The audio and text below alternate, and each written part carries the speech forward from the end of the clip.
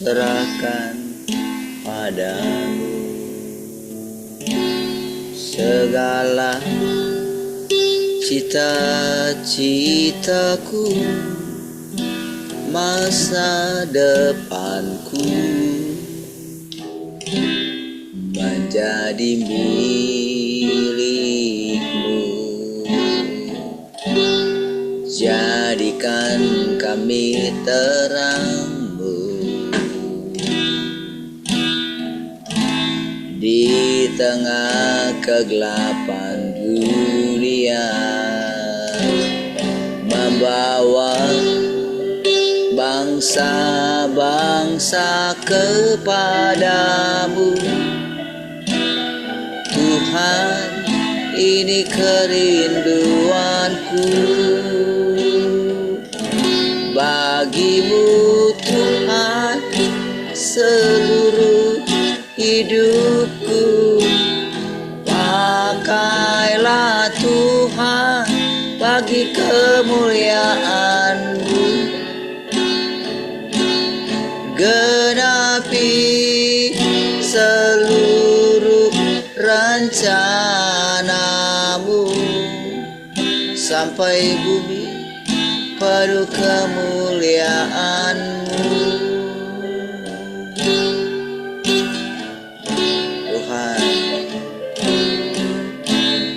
Tuhan, inilah hidupku. Ku serahkan padamu segala cita-citaku, masa depanku menjadi milikmu. Jadikan kami terang di tengah kegelapan dunia, membawa bangsa-bangsa kepadamu. Tuhan, ini kerinduanku bagimu Tuhan, seluruh hidupku. Pakailah Tuhan kemuliaan-Mu, genapi seluruh rencana-Mu sampai bumi penuh kemuliaan-Mu. Bagimu Tuhan, seluruh hidupku. Pakailah Tuhan bagi kemuliaan-Mu, genapi seluruh rencana-Mu sampai bumi penuh kemuliaan-Mu, sampai bumi penuh kemuliaan-Mu, sampai bumi penuh kemuliaan-Mu.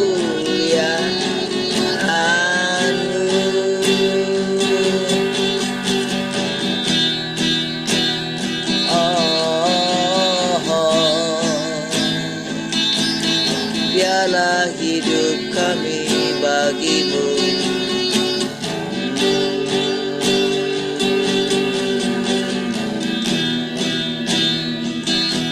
kami persembahkan hidup kami bagimu.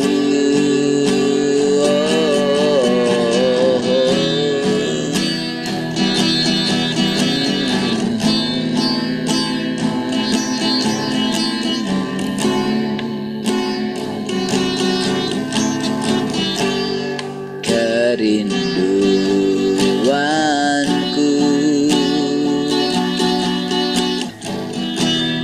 datang padamu.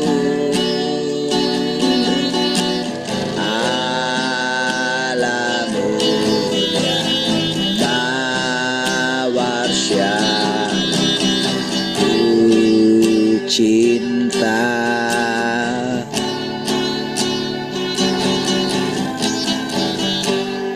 Kaulah rajaku dan sahabatku,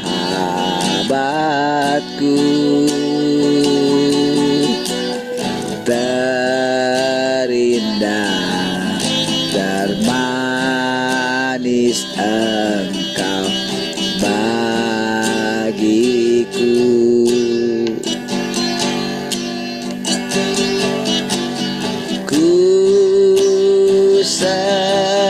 Sembahkan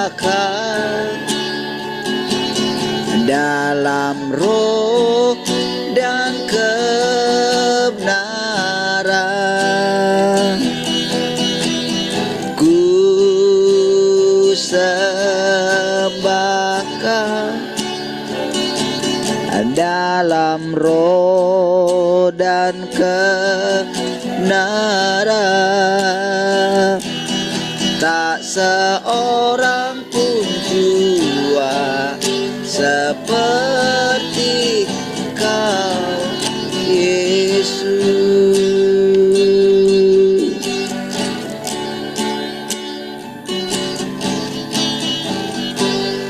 Kerinduanku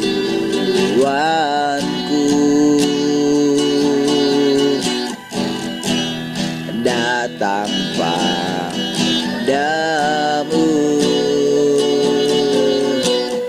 Allah mulia mawar syarahku cinta.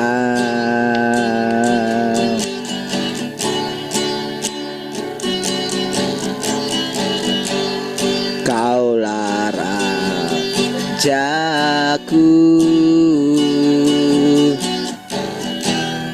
dan sahabatku,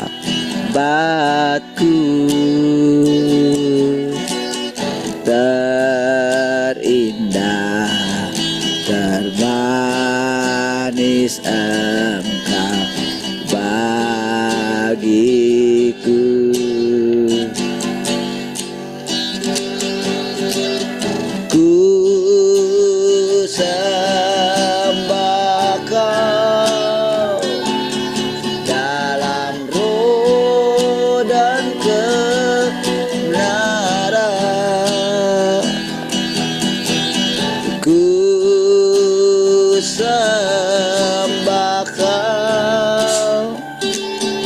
Dalam roh dan kebenaran, tak seorang pun jua seperti Kau, Yesus.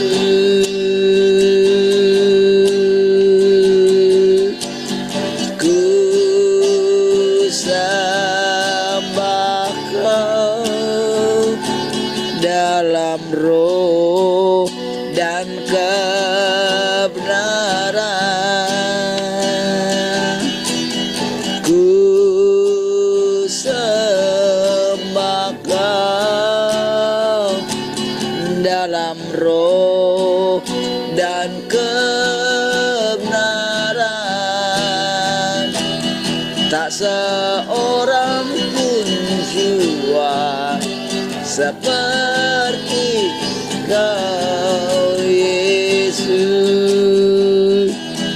Tak seorang pun jua seperti Kau, Yesus. Tak seorang pun jua seperti Kau, Yesus.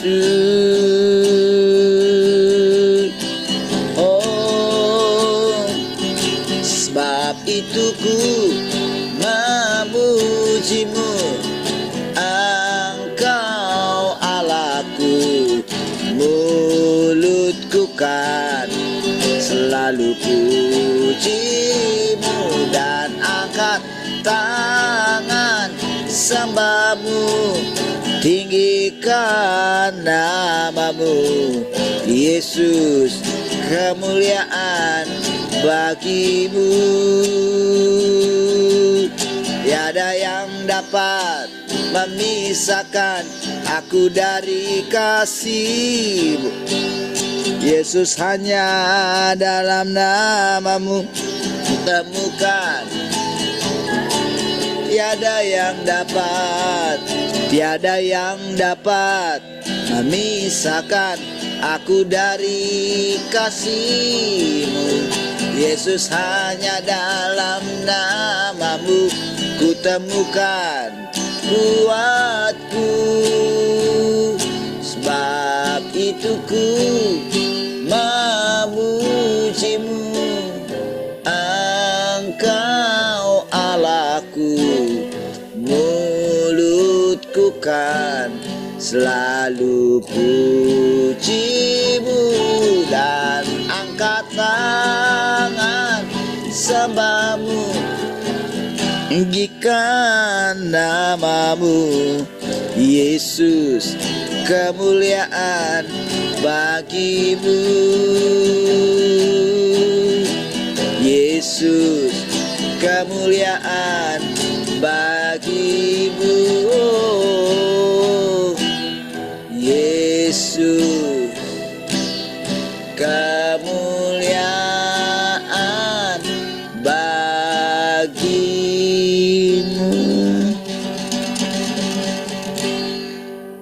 Haleluya. Kasih Tuhan, kami bersyukur pagi hari ini buat anugerah-Mu, karena kembali kami dapat bersekutu dengan Engkau, mendengarkan Engkau berbicara bagi kami. Terpujilah Engkau Tuhan. Kami merindukan Engkau Tuhan. Oh, Roh Kudus-Mu menolong kami untuk boleh mengerti segala perkataan-perkataan. Terpujilah Tuhan, kami persembahkan seluruh pikiran dan kehendak kami ini untuk ditaklukkan kepada pikiran dan kehendak-Mu. Carilah kami Tuhan, kami merindukan Engkau. Haleluya. Semua yang mengasihi Tuhan sama-sama katakan amin. Puji Tuhan. Shalom semua, selamat pagi, bagaimana kabarnya?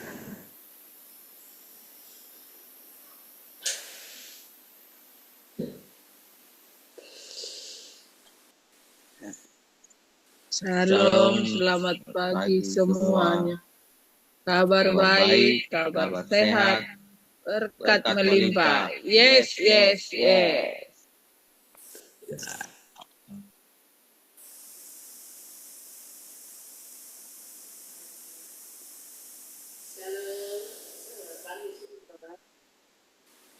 Baik, kabar sehat, berkat Tuhan melimpah. Yes, yes, yes. Amin.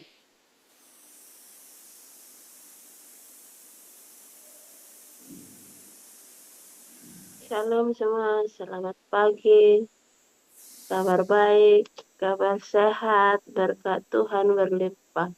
Yes, yes. Baik, puji Tuhan. Semua kabar baik ya, kabar sehat, berkat Tuhan berlimpah. Baik, ada yang mau sharing pagi ini?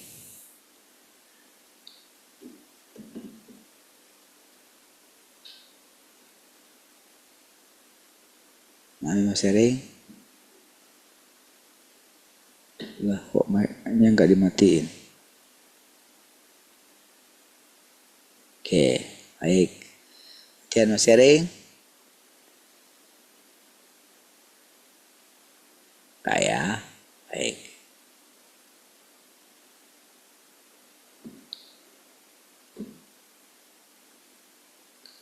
Pada kemana yang lain ini? Belum bangun. Baik, oke, mari kita lanjut ya di malam.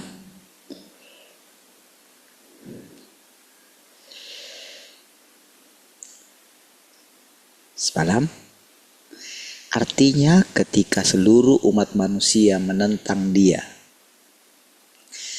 ketika tidak ada seorang pun yang dapat diselamatkan. Ia selamatkan di seluruh bumi. Ia tidak akan lagi bersabar terhadap umat manusia semacam itu, dan tanpa ragu akan melaksanakan rencananya untuk menghancurkan umat manusia yang semacam ini. Tindakan Tuhan yang seperti ini ditentukan oleh wataknya.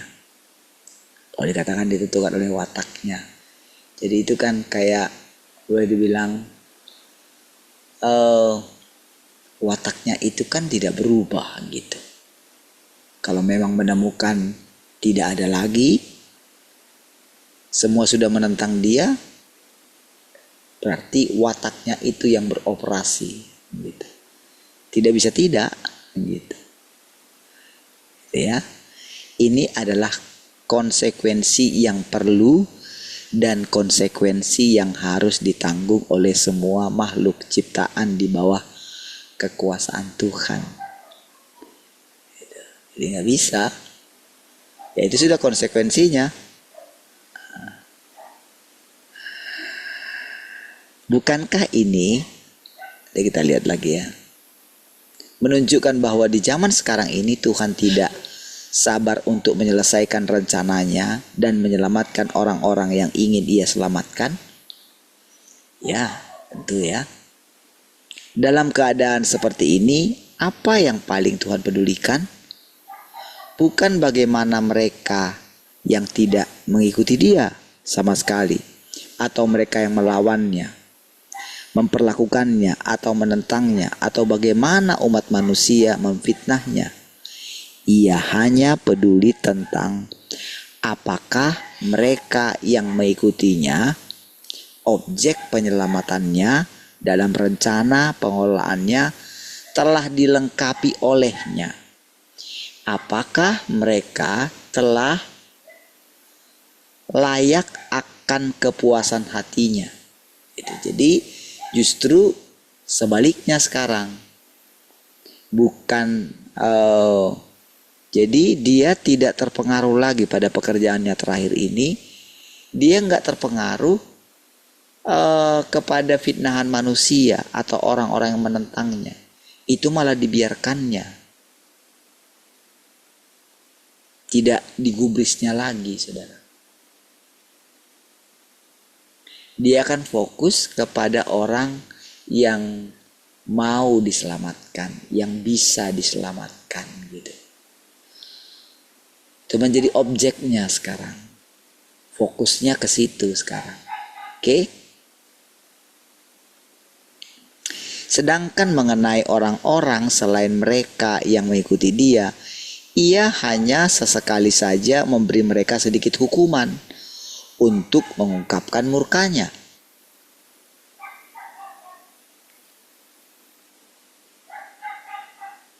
Misalnya tsunami, gempa bumi, dan letusan gunung berapi. Pada saat yang sama, Ia juga dengan kuat melindungi dan menjaga mereka yang mengikuti Dia dan yang akan diselamatkan olehnya. Watak Tuhan adalah ini. Di satu sisi Ia dapat memiliki kesabaran dan toleransi yang luar biasa terhadap orang-orang yang ingin Ia lengkapi, dan Ia dapat menunggu mereka selama mungkin. Artikan ini, selama mungkin. Nah, gitu ya. Di sisi lain, Tuhan teramat sangat benci dan muak terhadap orang-orang tipe iblis yang tidak mengikuti Dia dan yang melawan Dia. Meskipun Dia tidak peduli apakah orang-orang tipe iblis ini mengikutinya dan menyembahnya atau tidak, Ia tetap membenci mereka, sementara bersabar terhadap mereka di dalam hatinya. Dan ketika Ia menentukan kesudahan dari orang-orang tipe iblis ini, ia juga menantikan tibanya langkah-langkah rencana pengelolaannya. Nah, jadi Tuhan itu selalu berkembang dia, dia hidup gitu. Artinya setiap hal yang terjadi, jadi rencananya itu atau pekerjaannya itu terus berkembang, terus menuju kepada kesempurnaan gitu.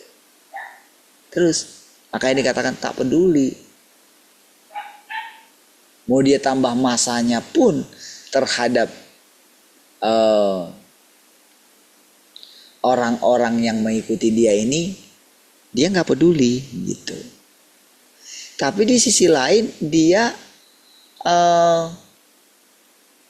menghancurkan atau membinasakan, kalau dikatakan membinasakan gitu ya, itu benar-benar membuatnya tidak ada lagi. Itu sebetulnya. Namun kan kalau kita pakai bahasa kita seolah-olah habis lenyap lah kan gitu. Maksudnya kayak yang kita bayangkan itu kan kayak dibakar dengan keji, sadis kan, kayak gitu kan bayangan kita kan. Padahal sebetulnya karena jadi kata kebencian Tuhan di situ, saudara, tidak bisa kita samakan dengan kebencian manusia gitu, nggak bisa. Jadi itu memang karena dampak daripada watak dia gitu loh. Jadi dari situlah kita tahu watak kita, watak Tuhan gitu. Ketika dia menghancurkan yang tipe iblis tadi, saudara, gitu. Jadi ketika dikatakan, jadi ketika dia diusir gitu, itu kan sudah jutaan tahun, saudara. Mana kita tahu itu sudah berapa lama itu. Sementara umat manusia baru 6.000 tahun. Jadi mesti bisa melihat letak perbedaannya ini ya. Jadi ketika dia mengatakan membinasakan, itu benar-benar membuatnya tidak ada gitu. Jadi kalaupun dia pakai kata murka di situ, itu adalah bahasa untuk menggambarkan kemarahan. Kemarahan karena apa? Karena watak sejatinya gitu. Mesti mulai bisa memahami itu ya.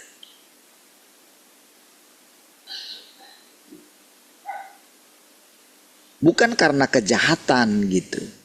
Tuhan tidak punya kejahatan. Tuhan tidak punya niat buruk. Hatinya itu suci dia, gitu ya. Kita mulai harus memahami ya Tuhan ini gitu. Sehingga nanti kita akan timbul dalam diri kita kekaguman akan dia. Jadi ketika berbicara mengenai kesabaran di situ juga ya. Jadi kesabaran yang ditunjukkan itu benar-benar sampai membuat kita itu kagum gitu. Bukan kesabaran kita yang angin-anginan, bukan. Jadi kalau kita memperhatikan nanti kesabarannya Tuhan itu gitu ya, itu benar-benar membuat kita itu akan heran sekali. Gak akan ada satu pribadi seperti ini, gak akan ada. Jadi sebetulnya ketika Tuhan mengatakan, apakah engkau sanggup minum cawan yang harus aku minum? Ketika mereka menjawab sanggup, waduh, gak sanggup sebetulnya. Mana yang sanggup buktinya?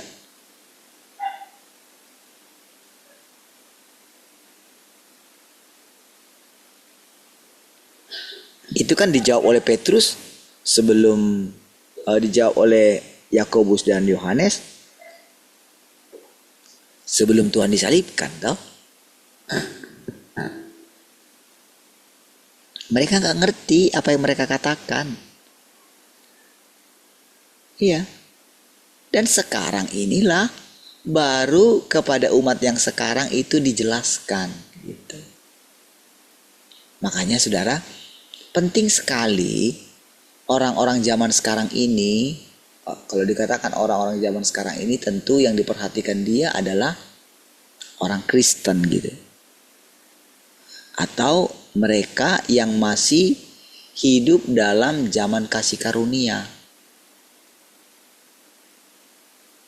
Mereka harus berani menanggalkan harta mereka yang lama. Apa harta mereka yang lama? Yaitu terus percaya kalau Tuhan itu adalah Tuhan kasih karunia. Tuhan yang selalu memberkati, melindungi, menjagai, berikan damai sejahtera dan sebagainya. Ketika Tuhan memperkenalkan dirinya sebagaimana adanya dia, kan semua yang digambarkan Tuhan di kitab Wahyu, yang dilihat oleh Yohanes tentang anak manusia itu, kan sudah berubah. Matanya itu tidak lagi tatap mata itu begitu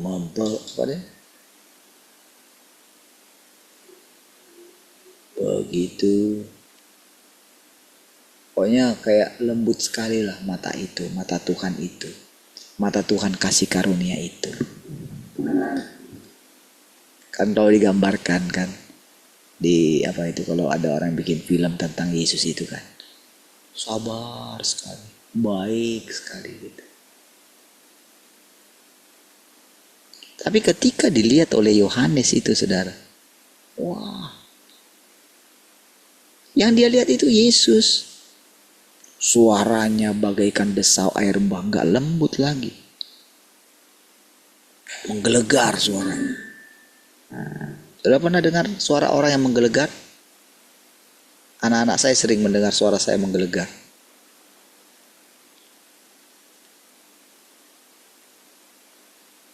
Ya. Dengan nada tinggi. Bayangkan suara seperti desau air bah gitu. Ya. Matanya menyalang gitu. Dia berikat pinggang kan, ikat pinggang emas gitu. Rambutnya putih mertah. Lalu kakinya seperti tembaga yang mengkilap gitu.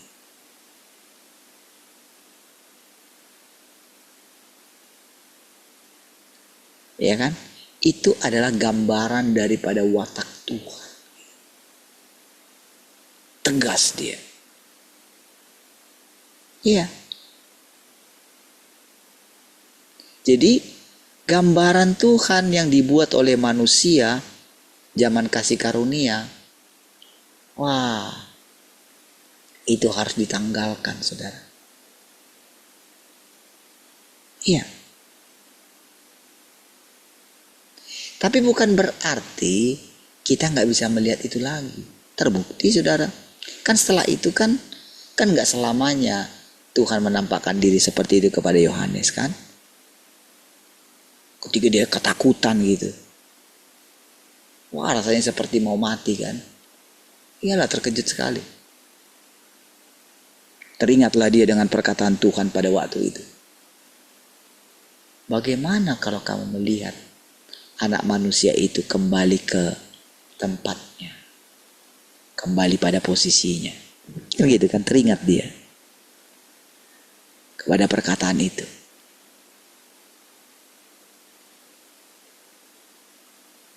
Gimana lah katanya.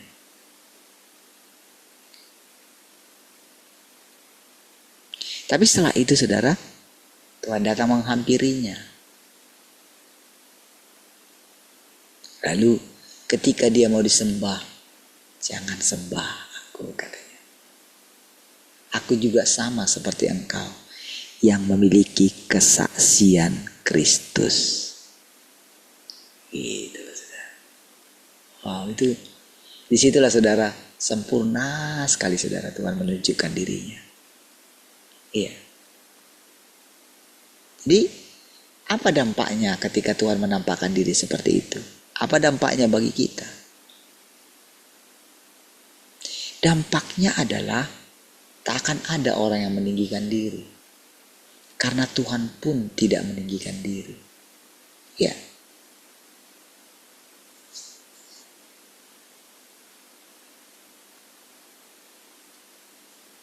Jadi Yesus tidak meninggikan dirinya. Sekalipun dia Allah gitu. Posisinya pada saat itu kan kita lihat dia kan dari manusia kan. Karena kalau kita lihat kan dilahirkan oleh manusia kan. Kan benar-benar dia manusia kan. Kelahirannya persis seperti manusia kan. Kan benar-benar dia bertumbuh dari bayi kan. Dia tidak supernatural kan. Biasa dia kan. Makanya murid-muridnya itu selalu menunggu. Ketika pas sudah mau disalibkan itu, mereka menunggu loh hal supranatural. Mereka menunggu malaikat akan datang loh. Iya. Karena sudah Tuhan perlihatkan kepada mereka. Mereka lihat sendiri bagaimana Elia dan Musa sampai turun. Kenapa diwakili oleh dua orang itu, saudara? Karena dua orang itu tokoh yang sangat disegani oleh orang Israel. Iya, karena Musa memimpin mereka keluar dari Mesir.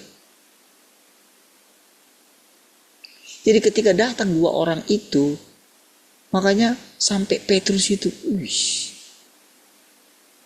bisakah aku dirikan di sini kemah bagi kalian bertiga, Tuhan?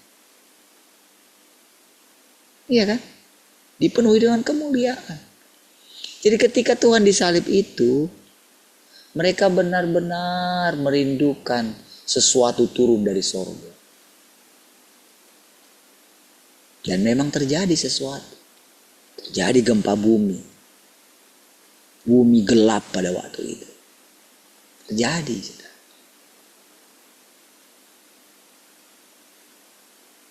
Tapi dia benar-benar mati. Iya. Gak ada upacara yang meriah seperti kematian Yakub. Seperti kematian Abraham. Tidak ada upacara yang meriah. Yang berani turunkan dia adalah Yusuf dari Arimatea yang sebelumnya tidak pernah disebutkan tentang dia. Tentu Tuhan yang menggerakkan dia. Ya.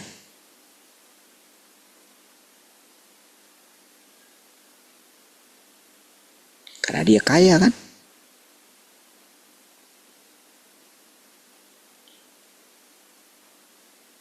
Dia minta, dia berani pergi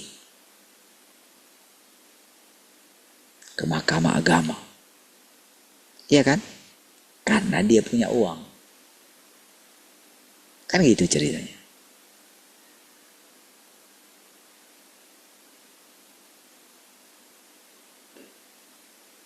Tuhan yang menggerakkan. Artinya Tuhan mengendalikan segala sesuatu. Disitulah kita lihat, saudara. Jadi itu satu peragaan yang luar biasa gitu. Itu kalau kita merenungkan ya tentang kesatuan mereka gitu. Iya. Kenapa, saudara? Yesus mengatakan kalau engkau melihat aku, engkau sudah lihat Bapa. Iya. Itu penting sekali kata-kata itu, saudara. Tapi dia juga mengatakan anak tidak dapat melakukan sesuatu dari dirinya tanpa dia melihat Bapa melakukannya. Itu penting sekali kata-kata itu. Iya. Makanya nanti saudara akan lihat, saudara ya. Kedatangan Tuhan yang kedua kali bukan lagi karena cerita orang terhadapmu. Bukan. bukan lagi yang dialami oleh orang, bukan, tapi engkau sendiri melihatnya. Apa arti melihatnya? Bukan engkau melihat dia datang di awan-awan, bukan. Enggak. Tidak, bukan itu. Engkau akan mengerti sendiri.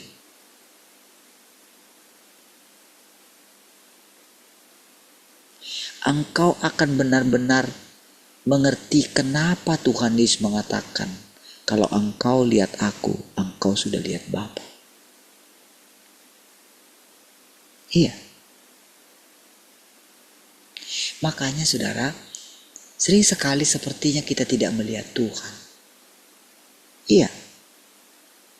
Mungkin kita teringat saudara dengan segala pertolongan-pertolongan Tuhan dalam hidup kita gitu. Ya.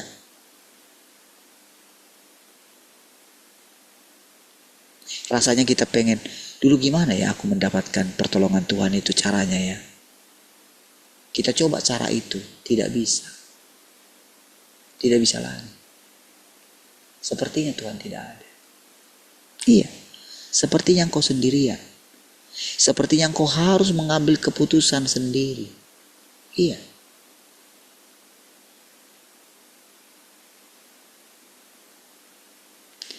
Engkau seperti sendirian aja gitu. Seperti Tuhan tidak ada. Dari perkataanmu itulah, ketika engkau berfirman, ketika engkau berkata-kata, itulah responmu.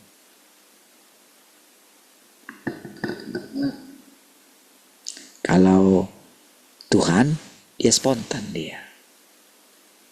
Tapi kalau kita, seperti yang dialami oleh Tuhan Yesus, kalau boleh, saya rasa saudara, mungkin hanya itulah yang kita dengarkan, yang tertulis dalam Alkitab di masa terakhirnya. Tapi apakah saudara mengerti ketika dia mengalami, kenapa dia sampai berdoa tiap pagi saudara? Pagi-pagi benar. Iya.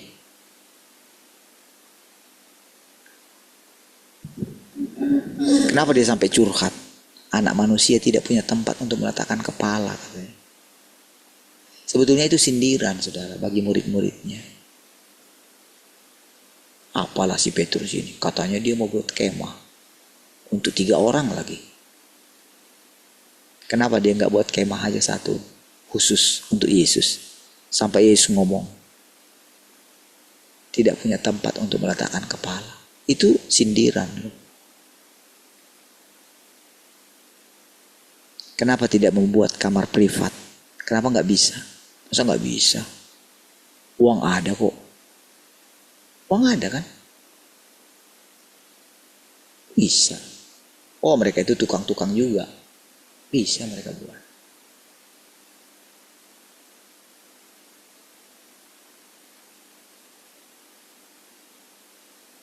Ya. Supaya dia bisa berdoa dengan tenang gitu.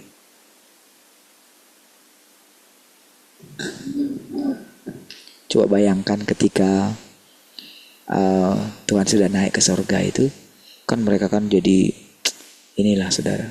Kadang-kadang mereka pergi ke satu tempat gitu kan. Kan para jemaat itu kan menyediakan kamar untuk mereka. Kalau Paulus itu pergi ke satu tempat gitu, itu kepada rumah yang menerima dia, cukup dibilang, cukup sediakan satu kamar, ya taruhlah ada meja di sana gitu. Karena aku nanti mau nulis. Iya, jadi ketika Petrus itu dia punya disediakan kamar sama jemaat-jemaat gitu kan. Kan pada waktu itu kan dia besar sekali kan, maksudnya itu dia punya apa ya, kuasa gitu kan. Kan teringat dia bagaimana dia memperlakukan Tuhan Yesus dulu.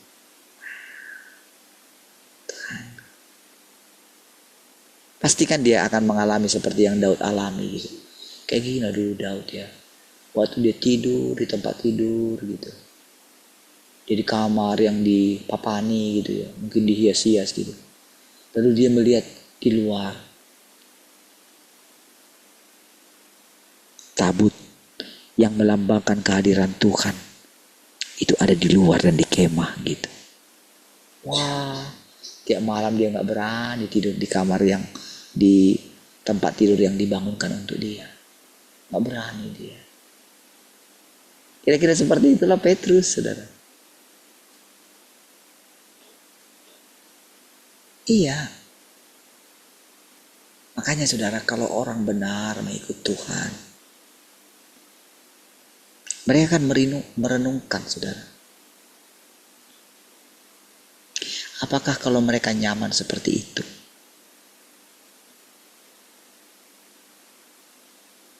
Apakah mereka pernah teringat kepada Tuhan?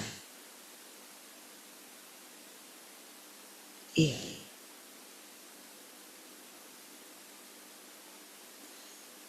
Makanya saudara, kebanyakan daripada orang-orang itu saudara, lupa.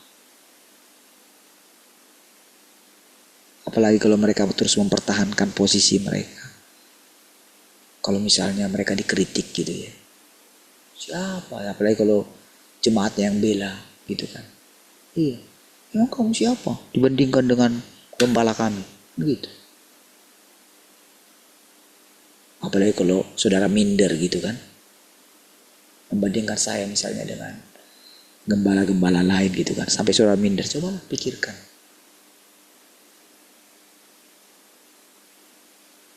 Sama itu tadi saudara. Dengan mereka yang membanggakan pendetanya. Bukankah mereka sebetulnya sedang menjerumuskan pendeta mereka sendiri?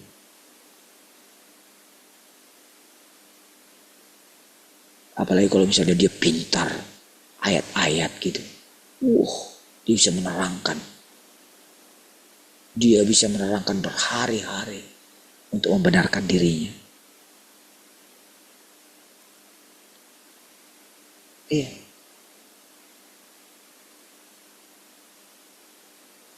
Kan perdebatan-perdebatan selalu begitu kan. Iya. Salah aja semua. Selalu dilihat gitu. Adakah orang yang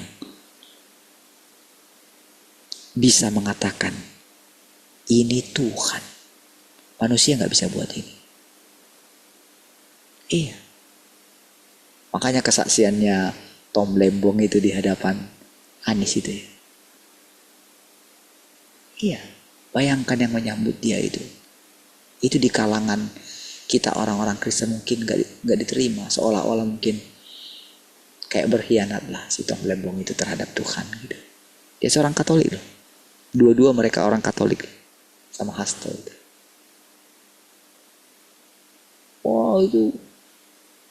Inilah pasti karena inilah. Karena pengen politik tertentu kayak gini. Baru aja Prabowo menghadiri PSI sudah. Ya kan? Mana bisa terprediksi. Baru dia membangga-banggakan. Hebat juga ya PSI ini ya. Partai kecil tapi wah. Ada dia membangga-banggakan saudara. Hampir separuh. Dipanggil pula semua itu saudara. Kepala-kepala pemerintahan yang menang. Bayangkan. Selalu aja dia. Oh mereka tepuk tangan. Oh dia di pihak kami. Oh, dia bilang. Wah apa lambangnya ini? Gajah. Oh saya suka akan gajah. Saya suka pelihara gajah. Saya suka gajah. Pergi dia ke Solo. Pergi dia kayak ini. Kayak pergi ke rumahnya presiden yang kemarin gitu. Kayak gimana? Orang bilang, wah habislah sudahlah ini. Ya kan? Dia masih di bawah kendali katanya. Hei saudara, kalau kita bisa melihat Tuhan, mau gimana pun. Baru kayak gitu kan? Wah, tadinya orang pikir, si itu pun udah siap mati dia. Dari sejak awal. Itu yang saya, kalau dengar kata-katanya itu ya. Terlalu banyak yang saya nikmati berkat Tuhan.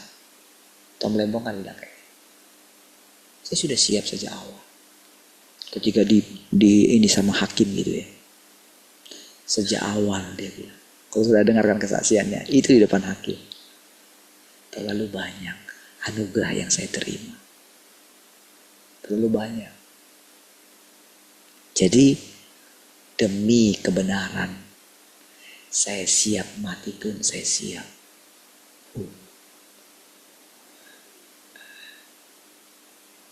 Itu benar-benar menggugah seorang Anies. Jadi ketika saya lihat apa yang disampaikan, kan dia yang bisa masuk ke dalam, yang lain kan nggak bisa. Sebelum keluar itu, apa yang disampaikan dia? Apa pesannya Tom katanya? Disampaikan di depan umum, yang saya bilang tadi malam. Tuhan itu melakukan hal-hal yang tidak terduga, misterius. Dalam bahasa Inggris kan disebutkan dia. Dan dia ulangi gitu. Dan ketika dia terjemahkan, dia nggak terjemahkan pakai kata Allah gitu. Dia terjemahkan pakai kata-katanya Tom. Iya saudara.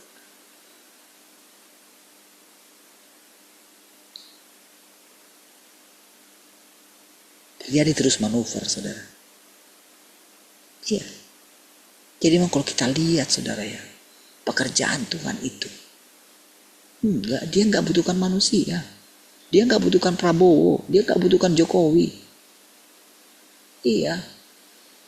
Jangan pernah menyembah manusia. Jangan pernah meninggikan manusia.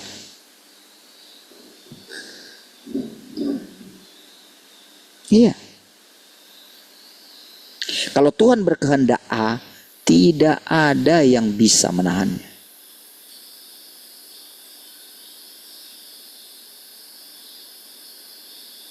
Iya.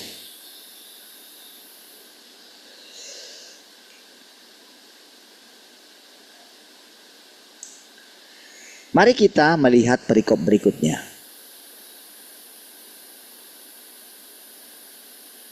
Oke. Berkat Tuhan bagi Nuh setelah air bah.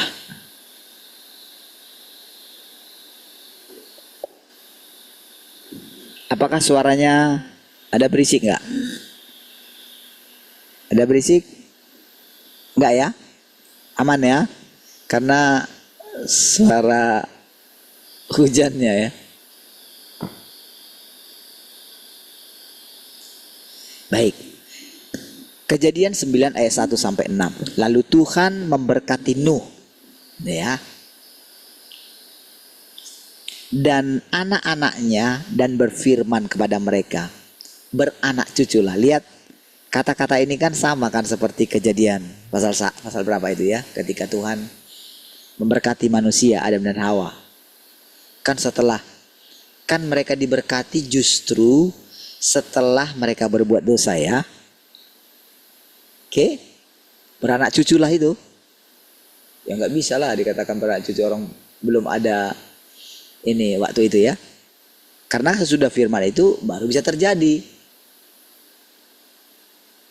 Tapi anehnya sesudah mereka berdosa kan? Betul nggak? Bukan sebelum berdosa saudara, sesudah berdosa barulah datang firman itu. Ya, beranak cuculah, bertambah banyak dan penuhilah bumi. Segala binatang di bumi dan segala burung di udara dan segala yang bergerak di bumi dan segala ikan di laut akan takut dan gentar terhadapmu. Wah, ini firman. Ke dalam tanganmu lah semuanya itu diserahkan. Segala yang bergerak, yang hidup akan menjadi makanan bagimu. Di sini berubah. Jadi perhatikan di sini sebetulnya sudah berubah.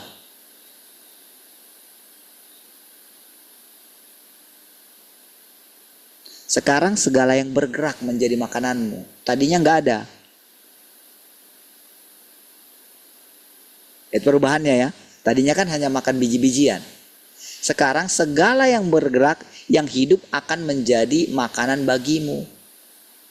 Dan juga tumbuhan hijau aku berikan kepadamu. Tetapi daging yang masih ada nyawanya, yaitu darahnya, jangan engkau makan. Dari situ nanti lihat perubahan daripada firman. Iya. Tapi nanti ada firman lagi yang mengatakan tidak lagi soal makanan dan minuman. Gitu. Jadi lihat perubahan itu ya. Jadi jangan ketika membaca ini lalu wah bisa. Bukan. Firmannya itu berkembang terus. Kalau di zaman Taurat masalah haram sama tidak haram. Tapi ketika Yesus mengatakan apa yang menajiskan, apa yang najis, apa yang haram, yang keluar dari dalam tubuhmu itulah yang najis. Gitu ya. Namun oke, kita tidak sedang bicara itu. Ya hanya sepintas saja. Namun mengenai darahmu yaitu nyawamu, aku akan menuntutnya dari segala binatang, aku akan menuntutnya. Dan dari tangan manusia, aku akan menuntutnya. Dari setiap tangan saudaranya, aku akan menuntut nyawa sesama manusia. Siapa yang menumpahkan darah manusia, ia harus membayar dengan menumpahkan darahnya sendiri. Karena manusia diciptakan menurut gambar Tuhan. Bilangin dia. Lihat semua kata-kata itu saudara. Setiap kata-kata itu saudara. Jadi ketika Tuhan berfirman itu, perhatikanlah gitu.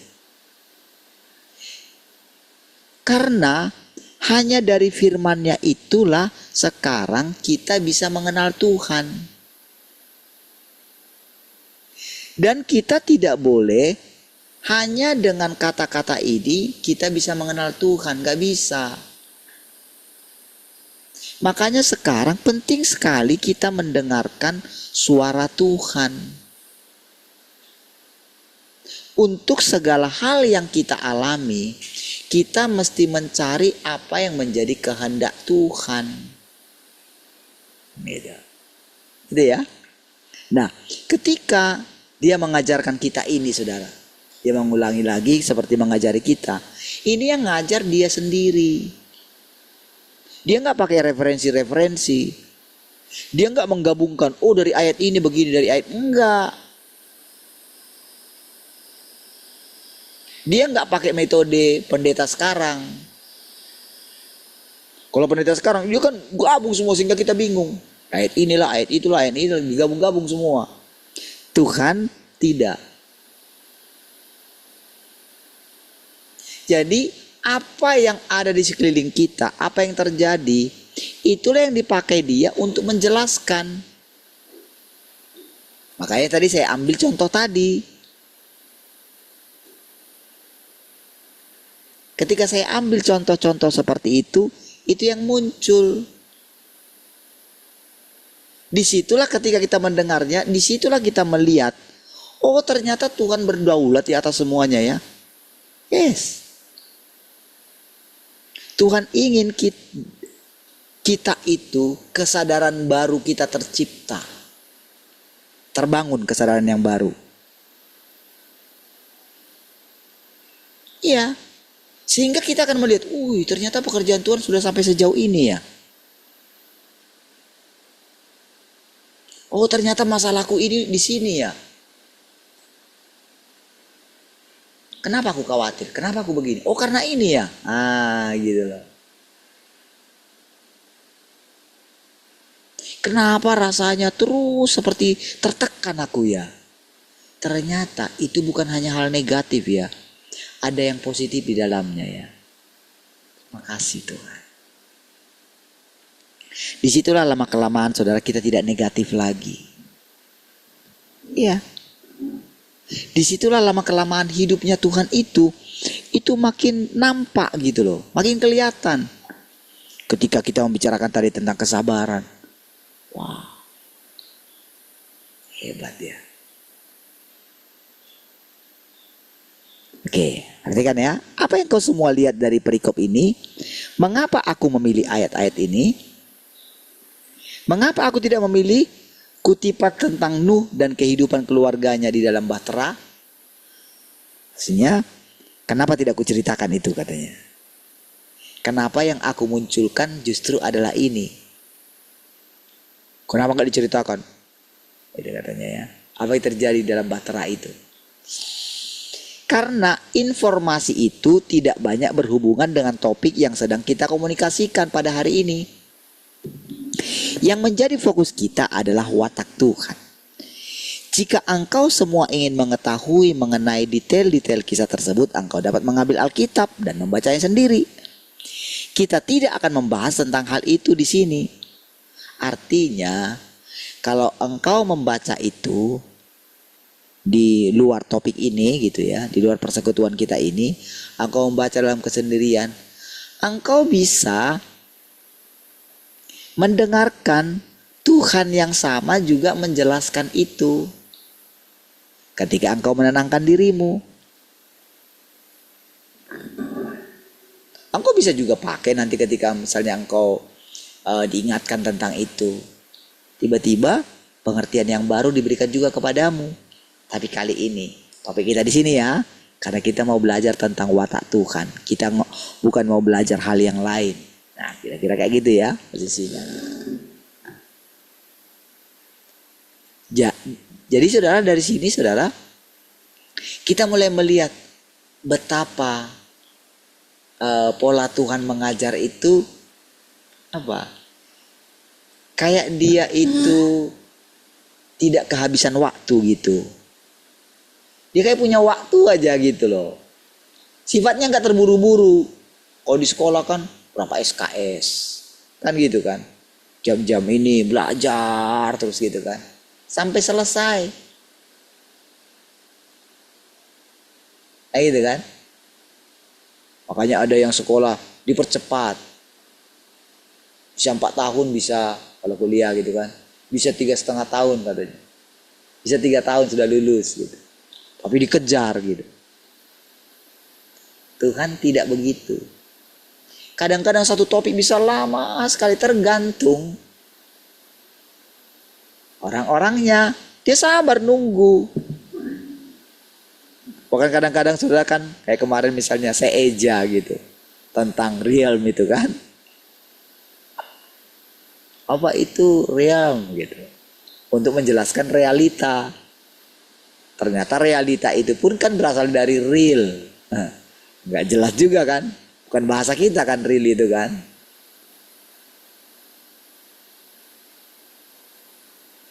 Real itu nyata. Bahasa kita itu apa? Kenyataan. Gitu. Itulah realita. Jadi kadang-kadang seperti itu. Kayak dieja kita. Gak masalah bagi Tuhan. Mau tingkatan pendidikan kita serendah apapun bisa. Tapi nanti dalam hati kita gini, kalau aku membicarakan bahasa yang baru, cepat-cepat ingat gitu. Tentu kan kamu gak mau kan orang lain jadi terhambat oleh karena kebodohanmu. Lalu kita ingat, siapa bilang saya bodoh? Saya nggak bodoh. Ya kalau kamu nggak bodoh, tunjukkanlah, gitu. Nggak ada underestimate di situ. Justru dia encourage kita semua di sini. Iya, diangkat semua kita. Supaya yang tadinya kita itu rasanya, sudahlah aku sudah tua, ngapain aku belajar? Justru kamu itu harus seperti anak kecil katanya. Kalau kamu gak seperti anak kecil,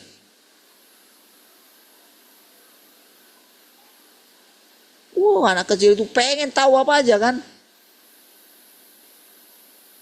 Makanya kadang-kadang kita saudara, kalau kita, sudahlah, coba kalian yang buat inilah gitu.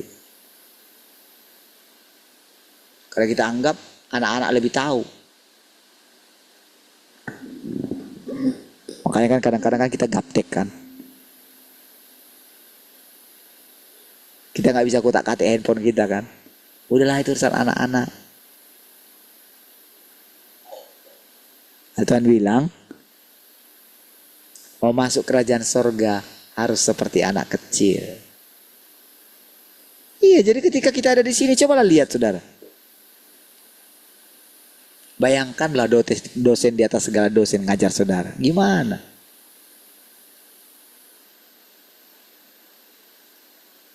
Dan waktu punyanya Tuhan. Iya. Kesabaran dialah. Kesabaran yang ada dalam dia. Kesabarannya itu ajaib saudara. Engkau gak bisa punya kesabaran kayak gitu.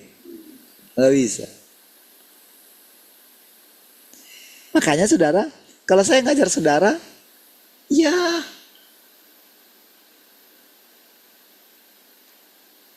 gak mungkin. Kalau saya gak sangkal diri saya, gak mungkin saya bisa ngajar saudara. Siapa yang bisa ngajar kita? Tapi diam-diam saudara mulai berpikir kayak gini. Itu Tuhan.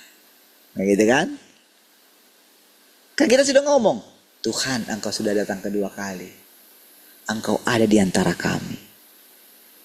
Disitulah saudara kita akan melihat keindahan Tuhan itu. Kita mesti ingat perkataan yang lain. Jangan pernah meninggikan manusia. Jangan sembah manusia. Jadi entah saya, entah siapapun pada posisi ini, dia harus tahu diri. Dia adalah manusia biasa. Dia adalah ciptaan. Tapi di satu sisi, kalau kita ingin melihat Tuhan yang sebenarnya. Jadi, Tuhan yang datang kedua kali itu juga adalah Tuhan yang berinkarnasi. Saudara tidak akan pernah mengerti apa itu, tidak akan pernah melihat Tuhan yang berinkarnasi sampai kapanpun, kecuali engkau membuka dirimu, membuka pintu hatimu, dan engkau dengan tulus menerima dia masuk dalam dagingmu, dan lapar dan haus akan dia untuk melihat penampakannya. Apa artinya melihat penampakannya? Engkau akan melihat hikmatnya. Engkau akan melihat kesabarannya, ketekunan dia, keyakinan dia. Engkau akan melihat betapa bijaksananya dia. Di mana? Di dalam dirimu engkau akan lihat itu. Ketika engkau terus merendahkan dirimu, menundukkan dirimu, semakin banyak engkau akan melihat rupa Tuhan itu. Iya, dia akan terus berfirman. Iya.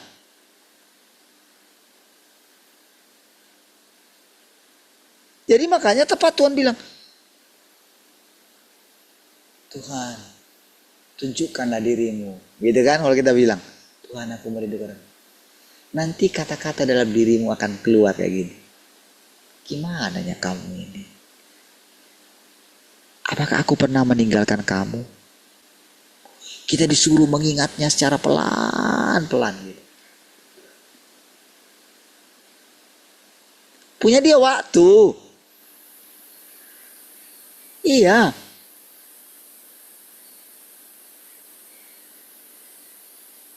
Sampai-sampai ketika batas umurnya Henokh itu mau habis. Sampai dia gak ada lagi. Tapi dia gak mati secara fisik. Dia diangkat. Jadi seperti itu sebetulnya prosesnya. Bukan kayak orang sekarang. Oh itu sudah mau datang. Dengarkan kalian semua. Nanti kalian akan tertinggal. Kalian akan tahu nanti gimana tertinggal. Bah, gimana? Yakin kali dia kayak terangkat gitu loh. Karena dia pikir dia sudah menjaga dirinya. Emang bisa. Paling dia seperti Paulus juga. Paulus emang terangkat enggak? Sehebat apa sih orang menjaga dirinya gitu? Kan yang ada apa? Kan kesombongan yang ada kan? Kan jadi ahli Taurat jadinya kan? Betul enggak? Makanya kadang-kadang yang seperti itu paling sulit saudara. Kalau kita mengatakan Tuhan sudah datang. Iya. Yang tadinya kawan masih, kalau saya cerita itu kadang masih bisa ketawa. Oke lah kamu ngomong kayak gini. Itu kalau sudah sampai di situ, habis saya diserang habis-habisan. Iya. Apalagi kalau sudah sempat dia itunya teorinya banyak dia kan.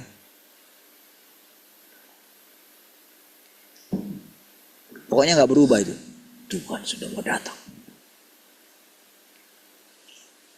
Paling suka cerita tentang apa? Tentang antikris. Iya, suka cerita. Mereka sudah buat tanda-tandanya. Di sini, wah, paling suka cerita itu. Harusnya kan, ngapain kita disibukkan dengan itu? Kenapa kita nggak disibukkan memandang Tuhan yang sudah datang? Tuhan yang pegang kendali. Bukankah kalau kita bicarakan tentang antikristus, bukankah imannya menjadi lemah gitu? Kan pikirannya kan akan lari. Cuman mereka nggak tahu kemana mereka mau lari. Dengan segala teknologi bisa dicari kok semua. Bisa dikejar semua. Sudah terjadi yang kemarin. Mereka mau coba lari. Bisakah?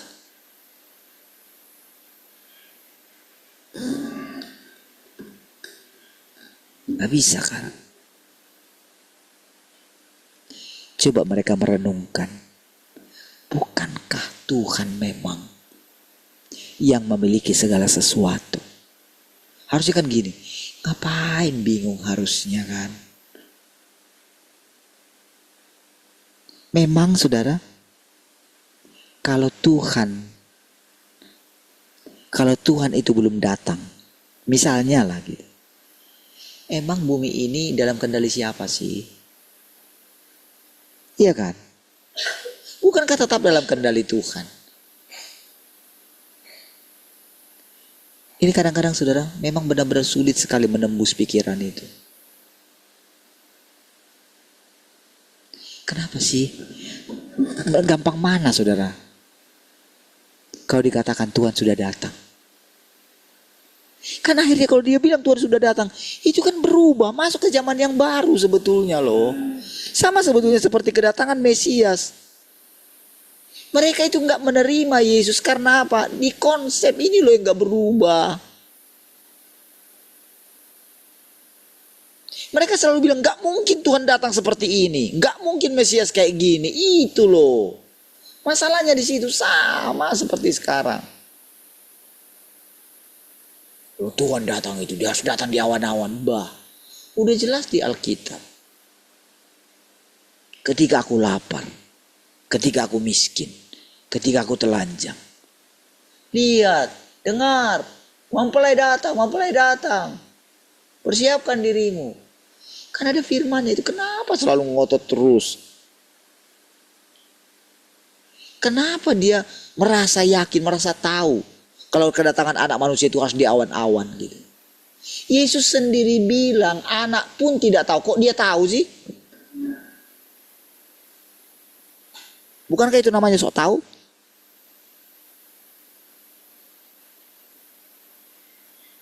Iya kan?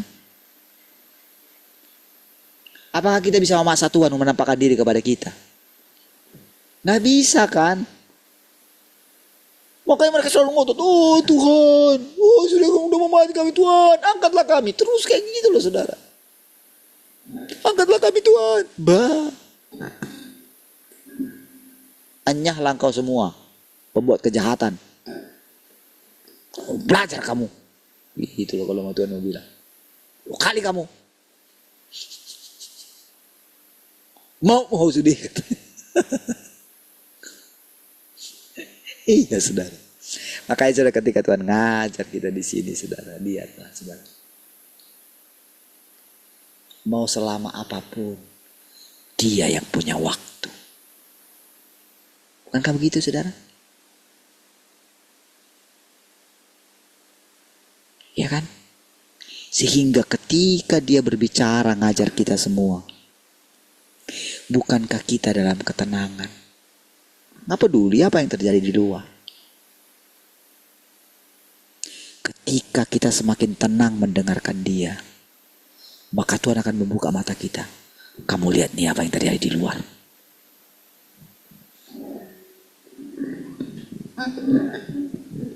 Lihat, kamu lihat nih. Orang-orang jahat dihukumkan. Nih ya, sehebat apa dia menyembunyikan segala kebohongannya. Lihat. Semakin dia menutupi saudara. Bayangkan saudara. Itu yang tampil, yang ngomong itu semua. Ada yang katanya dari agen terminal, bayangin. Ada yang satu lagi tuh, aduh itu paling ini lagi saudara. Kok bisa orang-orang bodoh yang muncul kayak gitu? Iya, dari dia ngomong itu aja nggak mungkin dia itu seorang apa? Seorang mahasiswa. Oh kayak gitu nggak ngerti ngomong kok. Nampak kali diajarin. Udah itu lupa lagi dia.